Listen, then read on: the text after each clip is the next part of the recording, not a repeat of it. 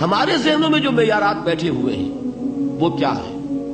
کامیابی پیسے سے ہے، کامیابی جائیداد سے ہے، کامیابی کاروبار سے ہے، کامیابی شہرت سے ہے، کامیابی اقتدار سے ہے. یہ معیارات ہیں. جو جتنا دولت مند اتنا کامیاب، جو جتنا مشہور اتنا کامیاب، جو جتنا پاپولر اتنا کامیاب، جو حکومت پر پہنچ گیا کامیاب، جس نے بڑا کاروبار جما لیا کامیاب، جس نے بہت جائیداد بنا لی کامیاب. یہی ہے اصل میں ساری بس کی گانٹھ. جو تصور کامیابی کا ہوگا اسی کے مطابق آپ کی بھاگ دوڑ ہوگی، اسی کے لیے جد و جہد ہوگی، اسی کے لیے توانائیاں صرف ہوں گی، اسی کے لیے دن رات کی مشقت ہوگی.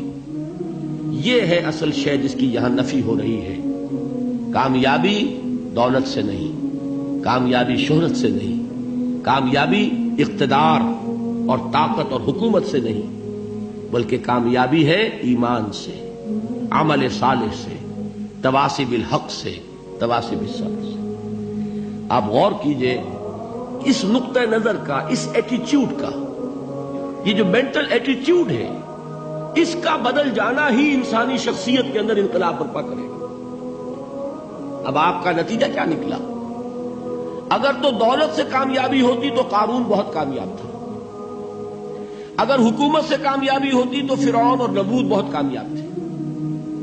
کامیابی ان سے نہیں ہے. کامیابی انسان دولت میں قارون کی دولت تک پہنچ جائے اور دنیا میں دبدبہ اور اقتدار اور سلطنت اور حکومت کے اعتبار سے وہ نمرود اور فرعون کا مقام حاصل کر لے، وہ ناکام ہے، خائب ہے، خاسر ہے، برباد ہے.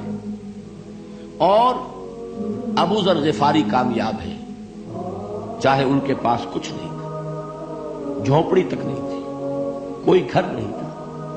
حضور نے فرمایا ہے اللہ کے کچھ بندے ایسے ہوتے ہیں جو کسی محفل میں جانا چاہیں تو انہیں اجازت نہ ملے، جو کہیں اگر رشتہ کرنا چاہے کوئی ان سے رشتہ کرنے کو تیار نہ، کہیں کوئی سفارش کرنا چاہے تو ان کی کوئی بات ہی نہ سنے. لیکن اللہ کے ہاں ان کا وہ مقام ہے کہ اگر بھولے سے بھی کسی بات پر قسم کھا بیٹھتے ہیں تو اللہ ان کی قسم کی لاج رکھتا ہے. یہ ہے فرق. یہ جان لیجیے اچھی طرح. اس بات کا مان لینا آسان، اس پر سبحان اللہ کہنا آسان، لیکن اس کے مطابق آپ کے اپنے ذہن کا بدل جانا بہت مشکل. اس لیے کہ ہم متاثر ہوتے ہیں اپنے ماحول سے. وہ بڑا محل ہے، دیکھ کر ایک دفعہ جھجری آتی ہے، وہ بڑی سی 20 فٹ لمبی کار سناٹے کے ساتھ آپ کے پاس سے گزر گئی. ایک دفعہ اعصاب کے اندر ارتعاش ہوتا ہے، محسوس ہوتا ہے بڑے یہ نصیبے والے لوگ ہیں، بڑے خوش نصیب، بڑے کامیاب.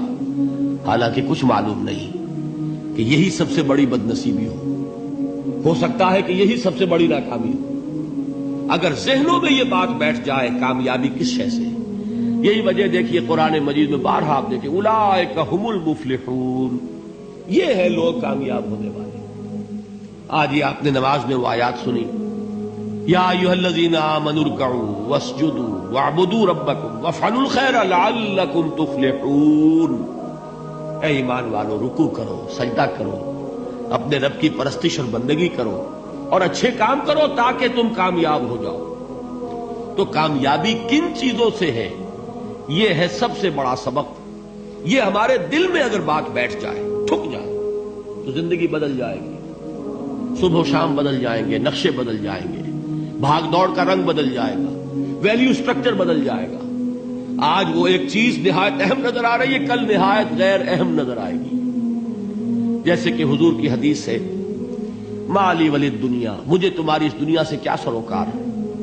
انما مثلی کراکب استظل تحت شجرۃ ثم راح فترکها، میری مثال تو اس سوار کی سی ہے جو تھوڑی دیر کے لیے ایک درخت کے سائے میں ٹھہرتا ہے سستانے کے لیے، پھر وہ اپنا راستہ لیتا ہے. اسے اس درخت سے مستقل تعلق اس کا نہیں ہے، وہ اس کا گھر نہیں، وہ اس کی منزل نہیں. اسی طرح یہ دنیا میرا گھر نہیں ہے. اب دیکھیے ہم کہتے ہیں انا للہ و انا الیہ راجعون، ہم تو مسافر ہیں، ہم اللہ کے پاس سے آئے، اللہ کی طرف ہمیں لوٹ جانا ہے. کن فی الدنیا کانک غریب و عابر سبیل، حضور فرماتے ہیں دنیا میں ایسے رہو جیسے کہ تم اجنبی ہو یا راہ چلتے مسافر. لیکن یہ طرز عمل کب ہوگا؟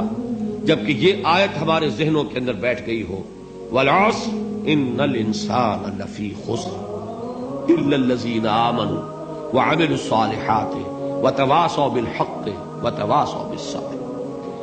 یہ ہے اصل بات جو میں نے عرض کیا تھا کہ میں بتاؤں گا صحابہ کیوں ایک دوسرے کو یاد دلاتے تھے۔ اس لیے کہ دیکھیے جیسے برف باری اگر ہو رہی ہو، آپ باہر نکلیں گے تو برف آپ کے کپڑوں پر جم جاتی ہے نا، تو آپ جھٹکتے ہیں کپڑوں کو تاکہ برف ہٹ جائے۔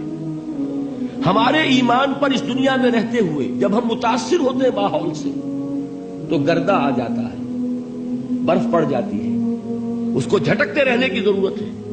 اور وہ جھٹکنے کی بہترین اور مؤثر ترین شکل یہی ہے کہ یاد رکھو کامیابی ان چیزوں سے نہیں ہے۔ چمک دمک جو ہے دنیا کی، یہ ساری چمک دمک جو تمہیں رجھا رہی ہے، جو تمہیں اپنے اندر گم کیے ہوئے ہے، یہ لفظ گم پر اقبال کا وہ شعر یاد آ گیا کہ کافر کی یہ پہچان کے آفاق میں گم ہے، اور مومن کی یہ پہچان کے گم اس میں ہے آفاق۔ تم گم نہ ہو کر رہ جاؤ، اس میں مبہوت نہ ہو کر رہ جاؤ، مرعوب نہ ہو کر رہ جاؤ، دنیا ہی کی محبت تمہارے اوپر ڈیرے نہ ڈال دے، تمہارے دلوں کے اوپر مسلط نہ ہو جائے۔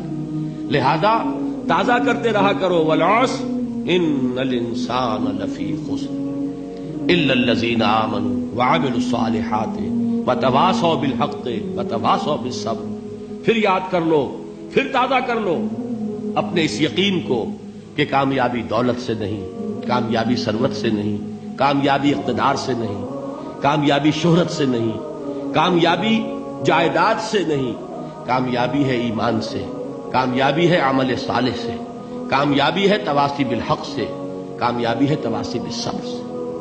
یہ چار چیزیں ہیں کہ جو کامیابی کے لوازم